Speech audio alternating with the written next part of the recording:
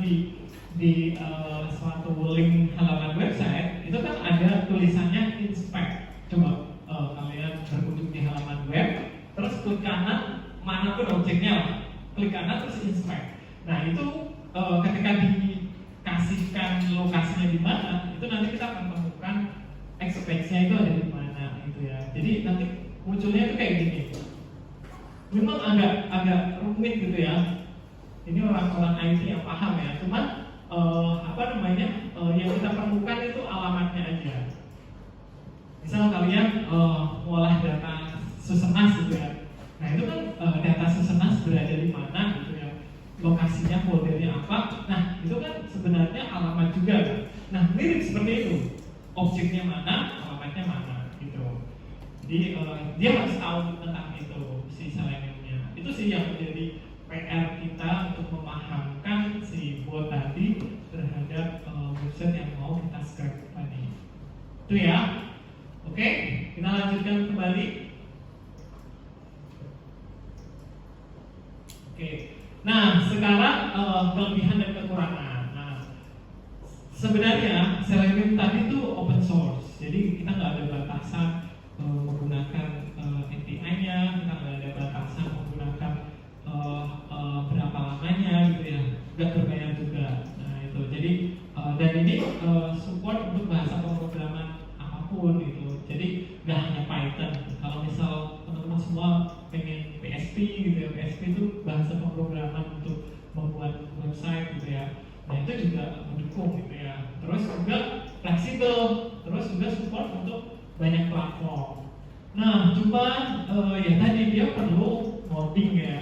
Jadi sulit juga kalau website itu terdapat subpar. Jadi gini, setiap website itu ada kayak semacam aturan yang harus istilahnya apa ya, dipatuhi oleh si bot. Jadi ibarat satpam lah, mereka punya security system lah. Setiap website, terutama di e-commerce ya, e-commerce biasanya kayak gitu.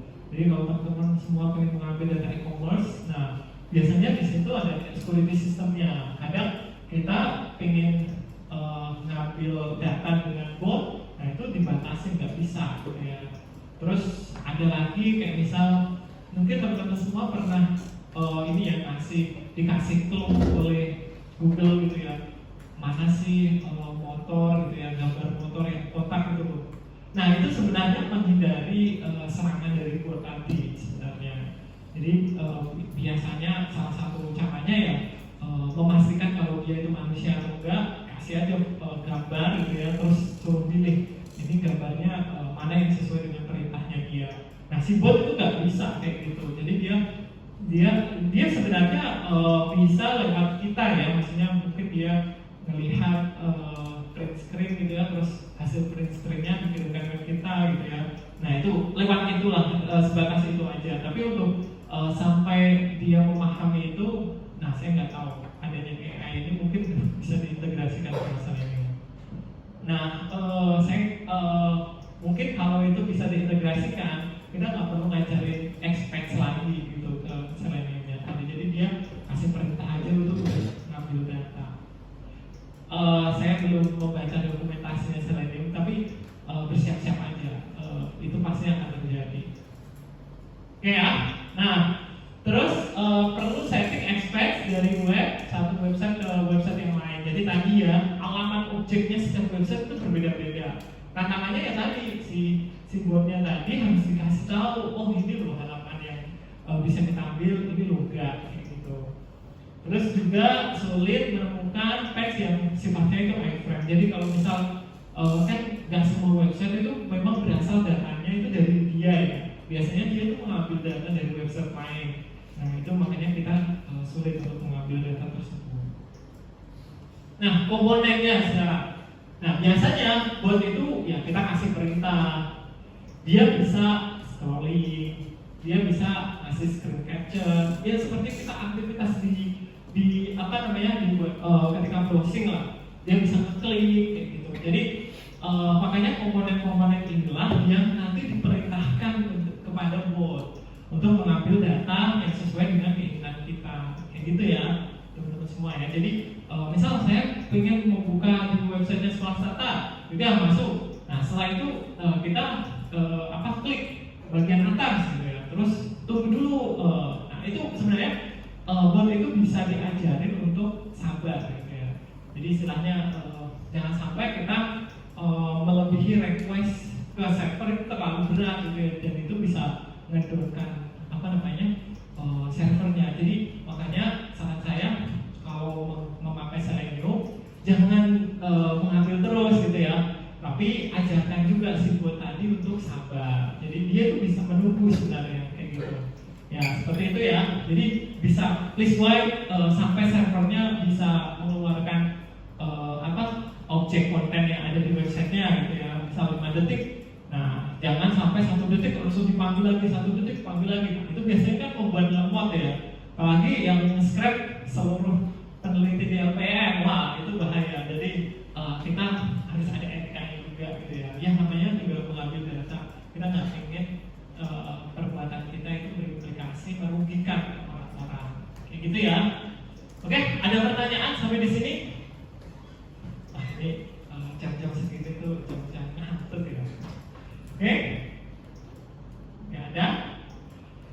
Nah, kita lanjutkan lagi. Nah, jadi tadi ya, seperti yang saya bilang, setiap website itu ada namanya satpam web. Nah, untuk ngeceknya, teman-teman semua bisa ke websitenya, misalnya tokopedia.com/robot robots.txt. Nah, itu kayak aturan-aturan yang diberlakukan oleh website, dia tuh boleh akses mana aja. Ini juga berlaku oleh Google. Jadi Google ketika mengindeksasikan, dia tuh harus mematuhi ini apakah allow atau disallow. Gitu. Kalau disallow, berarti kita nggak bisa tuh ke halaman ini, kita nggak bisa ke halaman ini, kayak gitu.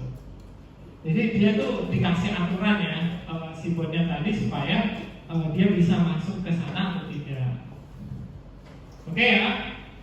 Nah kita lanjutkan lagi. Apakah ya silakan dari kenapa dia kayak ya sebenarnya ini terkait dengan lanjutan ini nanti ya. Jadi kadang itu perusahaan itu nggak mau datanya dia ambil oleh perusahaan lain. Jadi biasanya kan orang-orang programmer itu melakukan scrap untuk membangun perusahaan kompetitor kayak gitu. Nah kadang itu dipakai. Nah itulah yang membuat mereka nggak boleh ini data-data ini tuh milik perusahaan, jadi nggak boleh diambil kayak gitu. Nah kadang secara spesifik ya itu di term of service dia bilang nggak boleh kita melakukan teknik scrapping. Ya sebaiknya kita taati gitu ya. Jadi ya udah kita nggak usah melakukan scrapping. Nah mungkin kalau bersurat lewat internal perusahaan karena udah dipercaya mungkin ya itu akan lebih legal gitu ya. Kayak gitu. Jadi ini terkait lanjutan ya, apakah scrapping itu legal? Ada yang punya pendapat?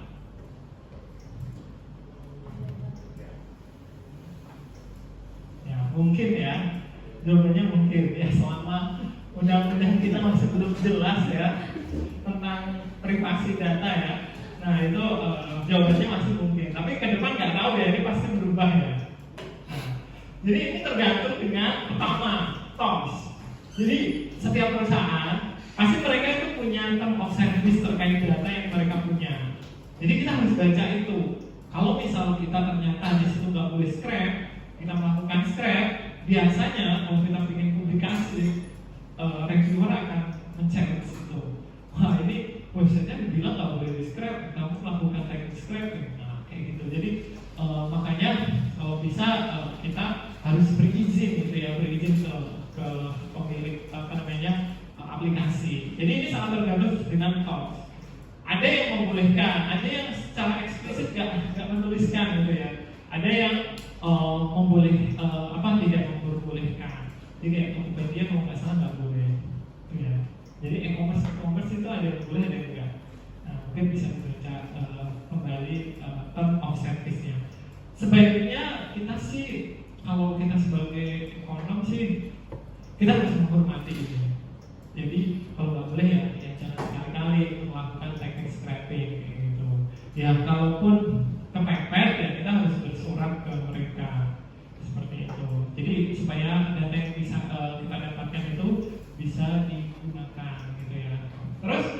kedua, tujuan scrapingnya untuk apa? Jadi kalau misalnya tujuan scrapingnya itu membahayakan perusahaan atau individu lain gitu ya, nah itu ya jelas ya itu tidak legal gitu ya. Jadi ya balik lagi ke kitanya ya, tujuannya untuk apa sih scraping ini? Kalau untuk penelitian untuk hal yang baik, ya mungkin masih bisa kita gunakan. Terus ya kita kalaupun boleh ya, dan di situ secara eksplisit nggak ngasih tahu boleh atau tidaknya gitu ya bisa. Tapi kita lakukan ya, lakukan dengan wajar dan bijak. Ya, saya merasakan sendiri sebagai CEO di sekelas Tata, ketika website saya diserang oleh bot, diserang oleh wah itu kita kebingungan gitu ya. Apalagi saya kan ekonom ya, kebingungan ini gimana. Jadi teman-teman semua ketika di posisi yang sama mungkin akan kesusahan gitu ya. Nah maka dari itu yang sebaiknya meskipun dibolehkan ya gunakan dengan wajar. Kayak tadi diatur aja di botnya gitu ya, ataupun di pemrogramannya kalau bisa ketika kita melakukan scraping ya, itu tuh jangan sampai websitenya itu menjadi down atau servernya itu menjadi down. Nah itu justru malah berdosa kitanya gitu ya. Jadi tujuan kita untuk baik mengambil data dan dianalisis untuk kajian, malah mendownkan website. Jadi jangan sampai terjadi demikian. Jadi kita boleh melakukan penelitian ya, jangan sampai mengganggu orang lain. Gitu ya. Jadi itu yang teman-teman harus menjadi catatan untuk nah makanya balik lagi ya, kalaupun scraping bukan jalan akhir ya, tadi ada crawling. Nah crawling itu legal banget, soalnya kalian dapat API-nya gitu ya, kalian dapat kuncinya dan kalian bisa akses datanya itu gitu. Oke ya, ada pertanyaan sampai sini? Nggak ada? Nah sekarang tantangan tadi ya, sebenarnya secara singkat tadi sudah dijelaskan tentang tantangan. Ini data dari hasil scraping, crawling, pengambilan data dari sosial media gitu ya. Itu tuh ada beberapa tantangan yang teman-teman semua harus ketahui. Pertama, sort in line. Jadi biasanya kan nggak ada editorial ya. Orang upload di website, orang upload di Twitter, orang upload di ini pun nggak ada reviewernya, nggak ada editorialnya, kecuali kalau jurnal ya mungkin ya. Kalau jurnal kan kualitasnya udah terlihat ya. Nah tapi kan kalau di website di sosial media mana ada orang yang mereview postingan kita, kan nggak ada ya.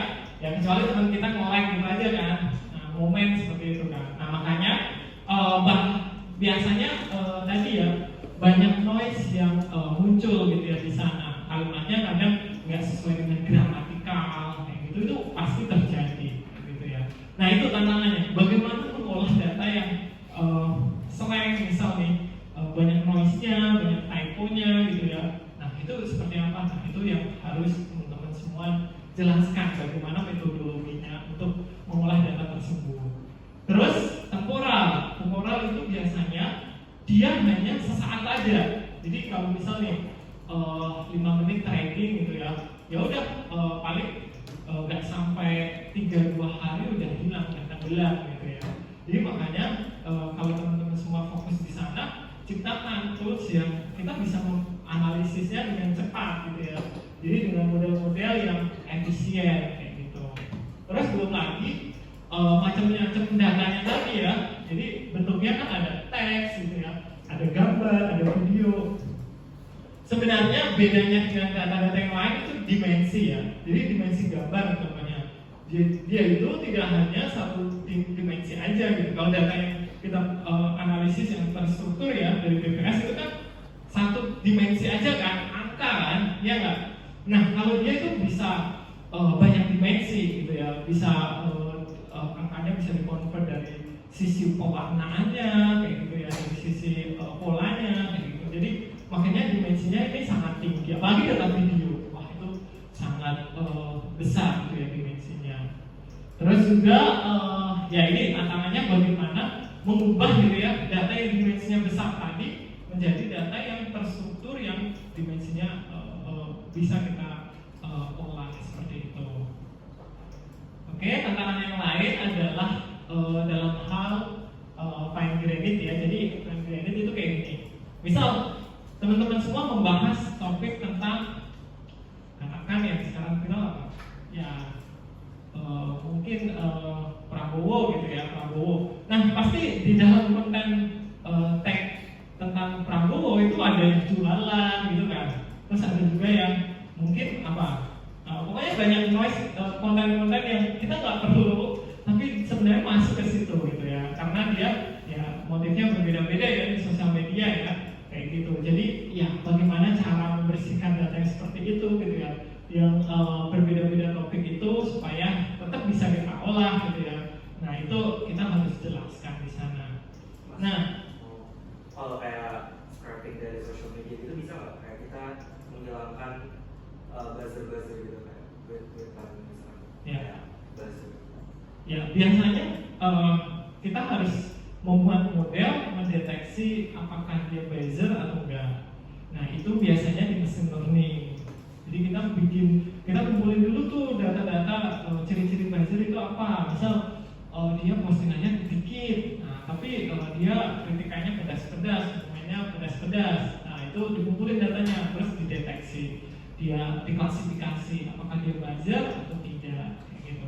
Kayak contohnya clickbait detection gitu ya. Jadi kayak misal ada ya model-model clickbait gitu ya. Nah, kita deteksi dulu ini berita yang mengandung clickbait atau enggak. Nah itu menggunakan mesin learning. Nah teknik-teknik kayak gitu kita harus pahami. Jadi kita itu harus open ya, open. Kalau biasanya kan orang ekonom bikin model untuk apa? Untuk ekonometrika kan? Ya nggak? Model ekonometrika udah di jurnal gitu ya.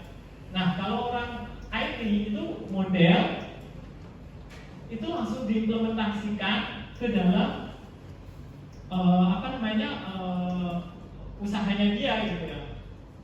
Jadi dia tuh langsung dipakai modelnya kayak tadi ya. Kita membuat model mendeteksi, mengklasifikasikan apakah dia bot atau tidak. Nah langsung setelah bikin model langsung dipakai ini untuk mendeteksi si bot tadi. Nah ini perbedaannya orang ekonomi dan ini ya. Kalau orang ekonomi biasanya udah bikin model susah-susah, udah kasih rekomendasi udah selesai.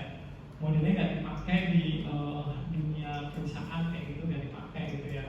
Paling kalau mau bikin kajian lagi, bikin model lagi di ekonometrika kayak gitu kan. Nah berbeda kalau di perusahaan. Perusahaan itu langsung ya udah kalau modelnya itu udah jadi langsung diimplementasikan di usaha kita. Nah begitu juga kalau teman-teman semua jadi data scientist gitu ya. Jadi data scientist itu tadi kayak mendeteksi hal-hal yang mengklasifikasikan yang masuk ke sentimen positif atau negatif. Nah itu langsung nanti kita dibantu oleh model tadi untuk analisis datanya. Karena kita nggak mungkin menganalisis satu persatu dengan cara manual. Karena yang waktu kita kan hanya cuma itu saja ya, kayak gitu. Nah itu makanya nanti ada dan nextnya itu ada ini ya, ada pembuatan model gitu ya berdasarkan mungkin dengan metode machine learning, deep learning gitu ya, ataupun transfer learning. Sekarang yang lagi tren itu yang transfer learning gitu ya. Jadi transfer learning itu kayak gini, model udah dibuat oleh orang di internet dan gratis. Kita bisa gunakan model itu langsung, terus kita bisa implementasikan, gitu ya. Jadi itu transfer learning. Kayak contohnya ChatGPT lah. ChatGPT kan udah dievaluasi, udah oleh para ahli skor GRE, GMAT-nya itu kan udah tahu semua ya ChatGPT ya. Nah sekarang ChatGPT ini, misal saya membuat perusahaan sendiri tentang pesantren gitu ya. Dia nggak paham tentang pesantren. Ya udah, kayak saya kasih datanya pesantren, nah itu nanti dia pelajari. Nah, kayak gitulah, itu namanya transfer learning. Kayak gitu ya. Jadi dalam pembuatan model ini ada banyak tahapan. Ada machine learning ini yang paling basic banget. Terus ada juga deep learning. Deep learning ini tadi kita kan sebenarnya datanya tadi nggak hanya nggak hanya data terstruktur aja kan. Jadi ada data unstructured tadi kan yang dimensinya tinggi. Nah deep learning itu mampu memahami data-data